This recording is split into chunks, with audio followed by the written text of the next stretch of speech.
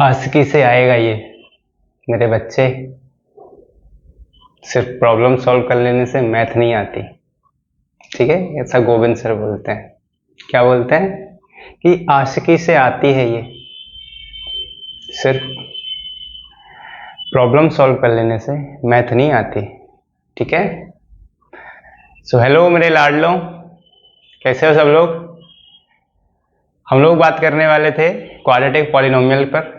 ठीक है, quadratic polynomial मतलब हम लोग आगे बढ़ चुके हैं। क्वेश्चन नंबर मतलब एक्सरसाइज 2.1 हम लोग ऑलरेडी कर चुके हैं और हम लोग पॉलिनोमियल के बारे में काफ़ी कुछ डिस्कस कर चुके हैं। उसके जीरोस के बारे में हम लोग काफ़ी चीज़ें डिस्कस कर चुके हैं। तो मैं आपको वापस से एक रिव्यू दे देता हूँ फटाफट से कि जो जीरोस होते हैं, zeros are those values of x for polynomial p x at which the value of polynomial becomes zero. ठीक है, वहाँ पर वैल्यू एक्स की वो वैल्यूज होती हैं जीरोस जहां पर पॉलिनोमियल की वैल्यू क्या हो जाती है, जीरो हो जाती है। पॉलिनोमियल की वैल्यू जीरो हो जाती है तो ज्योमेट्रिकली पॉलिनोमियल की वैल्यू जीरो होने के मतलब एक्स एक्सिस से गुजरना होता है। तो इसका मतलब ये हो गया कि जहां जीरोस होते हैं वहां उन पॉइंट्स पर पॉलिनोमियल हमारे एक्स एक्सिस को कट कर रहा था। उसके बाद मैंने दूसरा पॉइंट आप लोगों को बताया था। दूसरा पॉइंट क्या था कि हम लोग पॉलिनोमियल के नेचर को भी हम लोग बता सकते हैं if we know about the leading coefficient of that polynomial. If leading coefficient is less than 1 then the graph of the polynomial is downward parabola. If leading coefficient a is greater than 0 then the graph of the polynomial is upward parabola. Okay, after that we have already discussed that the number of zeros is always equal to or less than the degree of the polynomial. Means to say if polynomial is quadratic then it can have at most 2 zeros. अगर cubic है तो इसके पास में at most 3 zeros हो सकते हैं और अगर लीनियर है तो एटमोस्ट 1 जीरो होगा उसके पास में। And also we have discussed कि जहां जहां पर जीरोस होते हैं वहां पर वो कट करता है हमारे एक्स एक्सिस को और जितने जीरोस होते हैं उतनी बार कट करता है। ठीक है, तो हम लोग काफी कुछ चीजें डिस्कस कर चुके हैं। तो हम लोग क्वाड्रेटिक पॉलिनोमियल पे बात कर रहे थे और हम लोगों ने क्वेश्चन नंबर भी डिस्कस कर लिए थे। 2.1 भी हम लोग कर चुके हैं। ओके, तो अभी चलते हैं हम लोग जीरोस के बारे में मोर इंफॉर्मेशन के लिए। ठीक है, तो चलिए स्टार्ट करते हैं। Zeros,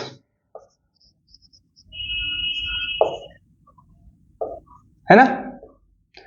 zeros, what are zeros. Zeros तो हमें पता है, हमें जीरोस निकालने भी आते हैं। तो हम लोग यहां पर लिखते हैं more about zeros. More about zeros, तो मोर अबाउट जीरोस में पहले तो हम लोग किसी एक पॉलिनोमियल ले लेते हैं पी एक्स। फॉर एग्जाम्पल आपके लिए मैं बोल देता हूं कि p x is equal to 12x square minus 7x plus 1। ये एक पॉलिनोमियल है। ठीक है, इसके अलावा मैं आपको एक और बता देता हूं, जैसे कि एक्स स्क्वायर प्लस में 8x और प्लस में लिख देता हूं मैं आपके लिए 15। ठीक है, तो ये एक पॉलिनोमियल हो गया अपना। ठीक है, अब आप इसमें थोड़ा सा ध्यान दीजिए कि हम लोग किस चीज पर बात कर रहे हैं। हम लोग बात कर रहे हैं इसके जीरोस पर, जीरोस के बारे में हम लोग बात कर रहे हैं। ठीक है, तो अगर जीरोस के बारे में बात कर रहे हैं तो हम पहले जीरो निकाल लेते हैं दोनों पॉलिनोमियल के। तो इसको जीरो कैसे निकालेंगे, by splitting the middle term. Splitting the middle term आपको पता ही है, अपन लोग ऑलरेडी एक वीडियो बना चुके हैं उसके ऊपर, तो मैं वो भी आपको दे दूंगा लिंक इन बायो। ठीक है, कैसे हम लोग स्प्लिट करते हैं। स्प्लिटिंग द मिडिल टर्म हम लोगों ने ऑलरेडी कहां पर सीख करके हम लोग, हम 9th क्लास में सीख करके आए हैं। तो हम एक बार और इसको देख लेते हैं कि पहले क्या करते हैं अपन लोग, इसका और इसका, पहले का और तीसरे का मल्टीप्लाई करते हैं तो कितना आता है 12x स्क्वायर। ठीक है, फिर हम बीच वाले को ऐसे दो पार्ट्स में डिवाइड करते हैं, इनको ऐड करने या सब्ट्रैक्ट करने पर तो सेम नंबर मिले, लेकिन दोनों का मल्टीप्लाई करने पर कितना है 12x स्क्वायर आना चाहिए। तो हमारे पास में दो ऑप्शन है, 3 मल्टीप्लाइड बाय 4, 3 और 4 होता है 7 और 3 4 होता है 12। तो मैं इसको 3 और 4 में डिवाइड कर लेता हूँ, तो इसको बोलते हैं स्प्लिटिंग द मिडिल टर्म। ठीक है, I'll give you the link in description for the splitting the middle term. Okay, don't worry। 12x square minus में इसको मैं लिख देता हूँ 3x प्लस में 4x और प्लस में आ जाएगा 1। तो यहाँ से क्या हो जाएगा 12x² माइनस में 3x हो जाएगा, माइनस में 4x हो जाएगा, प्लस में 1 हो जाएगा। इसको अलग ब्रैकेट में रखोगे, इसको अलग ब्रैकेट में रखोगे, क्या आ जाएगा यहाँ से 12x² ब्रैकेट में आ जाएगा। और जब माइनस बाहर रहता है तो अंदर के सारे साइन अपोजिट हो जाते हैं, जैसे कि माइनस में है तो ये प्लस में हो जाएगा, ये प्लस में तो ये माइनस में हो जाएगा। यहाँ से 3 कॉमन है तो 3x कॉमन आ जाएगा, तो 3 4 जा हो जाएगा और x एक बाहर चला जाएगा, एक अंदर 3 1 जा 3, माइनस यहाँ से तो कुछ कॉमन नहीं तो 4x माइनस 1 हो जाएगा।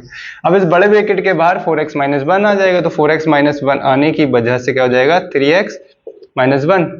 Since at the values of zeros, ठीक है, at value of 0 the polynomial become 0, ठीक है। तो इसलिए हम लोग क्या बोलेंगे, at x is equal to zeros, ठीक है, the value of px is equal to 0। So 4x minus 1 और 3x minus 1 is equal to 0, let's say, and you can see that there are two brackets whose product is 0। जब भी कभी दो number का product 0 होता है, so it is understandable और it is generally understood that कि दोनों ब्रैकेट्स में से कम एक कोई ब्रैकेट से हमें 0 मिल रहा होगा। तो इन दोनों में से किसी एक नंबर का 0 होना जरूरी है। आई रिपीट कि जब भी कभी दो नंबर्स का प्रोडक्ट 0 होता है तो उनमें से एक नंबर का 0 होना जरूरी है, ठीक है। तो इसका मतलब या तो यहां से 0 मिलेगा या यहां से 0 मिलेगा, हमें तो पता नहीं। तो 4x minus 1 is equal to 0 और 3x minus 1 is equal to 0। तो 4x इज इक्वल टू 1 और 3x minus 1 is equal to 3x is equal to 1। तो x की वैल्यू 1 आती है 1/4, x की वैल्यू 1 आती है, क्या आती है 1/3, ठीक है। बचा हुआ ये क्वेश्चन, तो इसके मैं जीरोस आपको पहले ही बता देता हूँ। x² प्लस में 3x प्लस में 5x प्लस में 15 हो जाएगा, यहाँ से x बाहर आ जाएगा तो x प्लस में हो जाएगा 3, यहाँ से 5 बाहर आ जाएगा तो x प्लस 3 हो जाएगा, तो x प्लस में 3 हो जाएगा और x प्लस में 5 हो जाएगा। और यहाँ पर क्या हो जाएगा अपने पास, यहाँ पर हो जाएगा 0 हो जाएगा, तो x की वैल्यू एक आ जाएगी -3 और एक आ जाएगी -5। अब इनको क्या बोलते हैं अपन लोग, इनको बोलते हैं जीरोस। थोड़ी देर के लिए मान लेता हूं, थोड़ी देर के लिए मान लेते हैं कि इसको मैं बोल रहा हूं अल्फा। क्या बोल रहा हूं, अल्फा, और इसको मैं बोल रहा हूं बीटा। अल्फा बीटा क्या है, zeros of the polynomial. Let's say alpha and beta are zeros of px।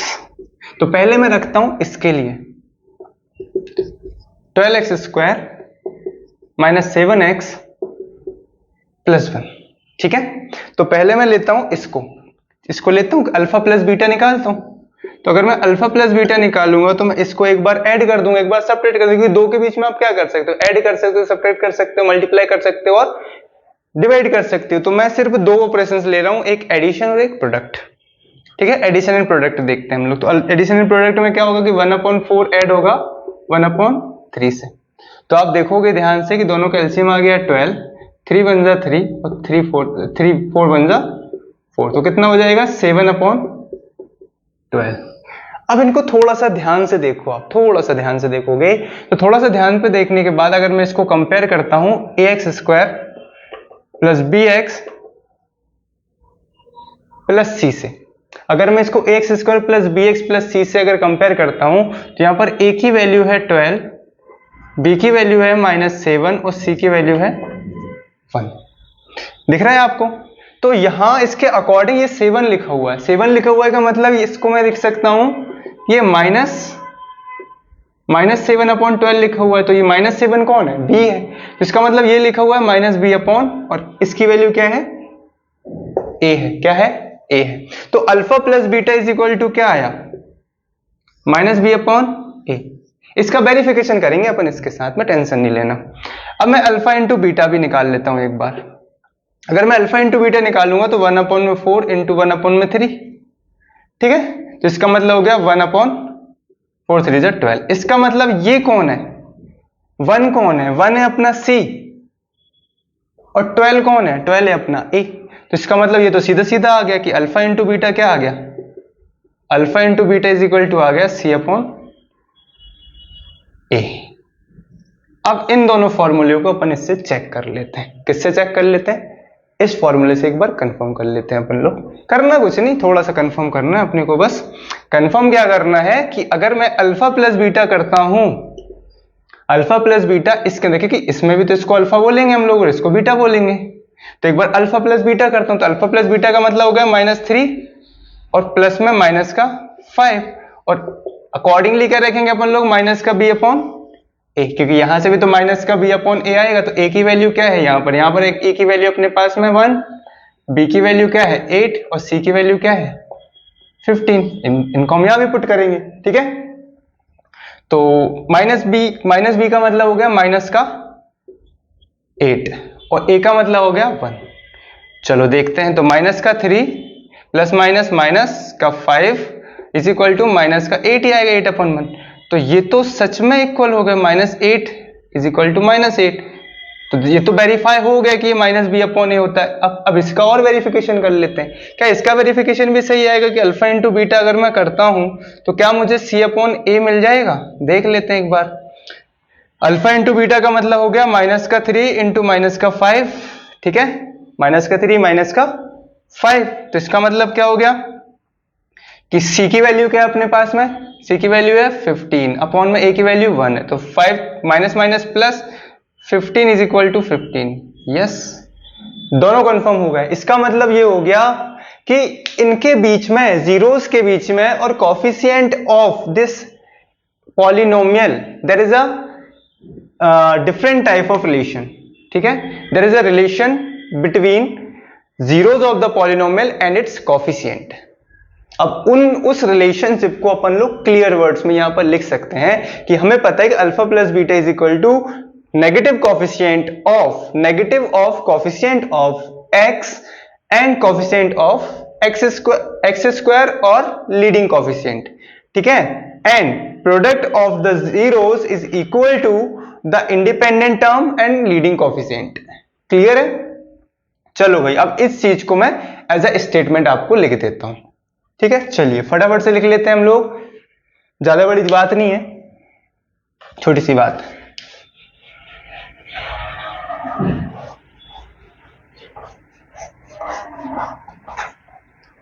कल वाली चीजें तो आपको याद ही होंगी ना।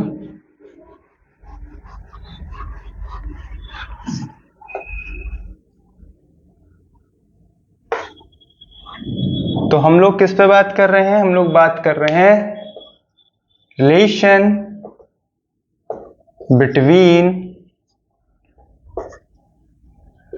zeros and coefficient of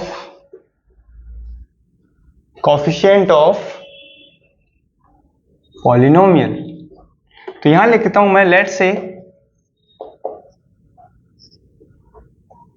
polynomial px is equal to x square plus में bx plus c has 2 zeros, क्योंकि एटमोस्ट 2 ही 0 तो हो सकते हैं ना क्वाड्रेटिक के, zeros alpha and beta. Then first statement says that alpha plus beta, this is also known as sum of zeros, और सम ऑफ रूट्स। जीरोस भी बोल सकते हो आप इसको, रूट्स भी बोल सकते हो, कोई दिक्कत वाली बात नहीं, ठीक है ना। वो अलग चीज है, सेम यहां तो आपके लिए सेम है। Sum of zeros is equal to, sum of zeros क्या होगा? नेगेटिव कोफिशिएंट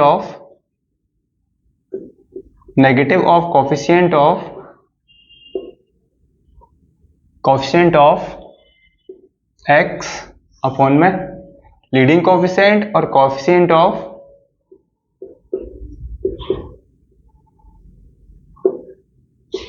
एक्स स्क्वायर, ठीक है। That is minus b upon a. बात नंबर 1।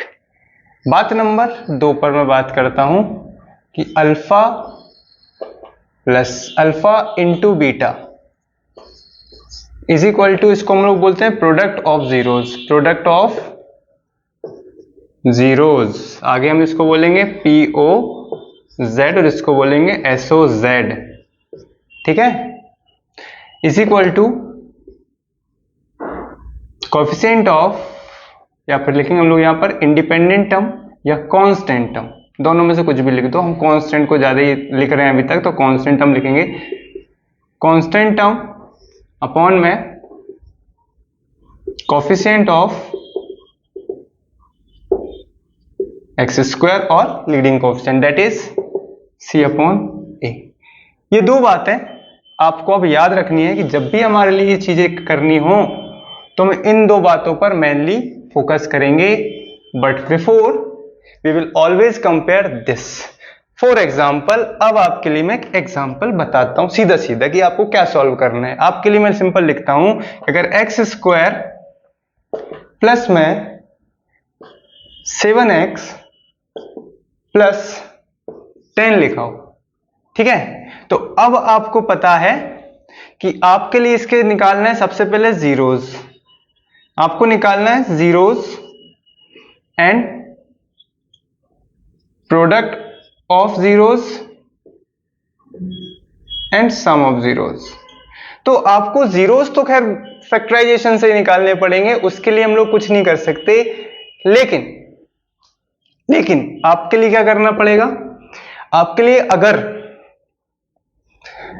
प्रोडक्ट ऑफ जीरोज निकालना, सम ऑफ जीरोज निकालना, तो इसके लिए आपको दूर जाने की आवश्यकता नहीं पड़ेगी। दूर जाने की आवश्यकता नहीं पड़ेगी इन द सेंस कि आपके लिए ज्यादा कुछ करने की जरूरत नहीं है। क्या करना है आपको, आपको सिंपल करना है कि आपको निकालना है अल्फा प्लस बीटा। मान लो तो अल्फा प्लस बीटा का मतलब क्या होता है, minus b upon A.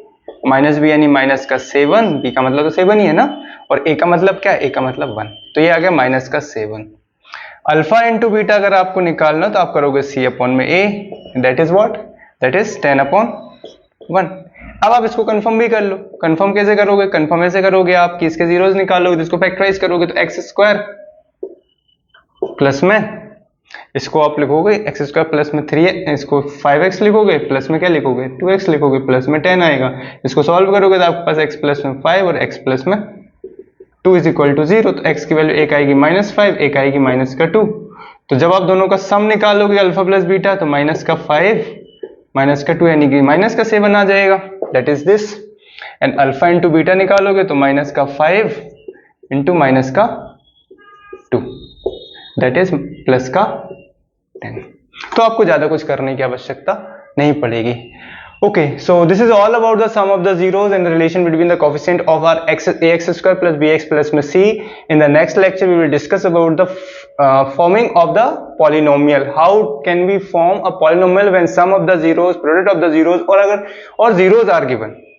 Anything from this, we can conclude that if zeros, product of zeros or sum of zeros, if these two are given or only that is given, then also we can form a polynomial which is quadratic. So let's meet in the next lecture. Also we will discuss in the next lecture our exercise 2.2 and some questions on this topic. Till then, have a good day. Bye bye.